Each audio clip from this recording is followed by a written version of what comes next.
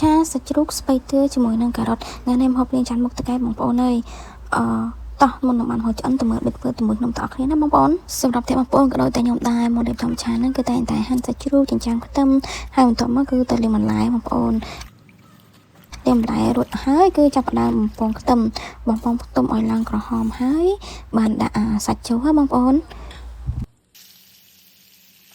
ឆាសាច់ជ្រូកនឹងឲ្យរៀងឆ្អិនហើយបានដាក់គ្រឿងចូលមានដូចជាទឹកត្រីប្រេងខ្យងប៊ីចេងស្ករសហើយចុងក្រោយគេបងអស់គឺដាក់ម្សៅស៊ុបបងប្អូនបន្ទាប់ពីដាក់ម្សៅស៊ុបហើយគឺសុំថែមទឹកបន្តិចឯណាបងប្អូនគឺដើម្បីរងាស់ឲ្យសាច់ឆ្អិនហើយបន្ទាប់មកទៀតដាក់ការ៉ុតដាក់ជាមួយដែរ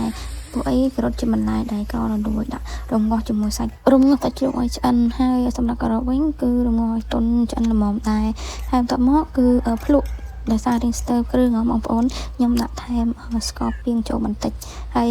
បន្លែចុងក្រោយគេបងប្អូនហ្នឹងគឺស្ពៃតឿនឹងឯងបងប្អូនអើយឆាត្រប់ចុះត្រប់ឡើងឲ្យឆ្អិនទាំងអស់3មុខហ្នឹងគឺរួចរាល់ហើយសម្រាប់ឆាសាច់ជ្រូកស្ពៃតឿជាមួយការ៉ុតថ្ងៃនេះគឺរួចរាល់បងប្អូនមើលទៅទំនងទេមុខហូបខ្ញុំថ្ងៃនេះហ៎បងប្អូនអរគុណច្រើនជម្រាបលា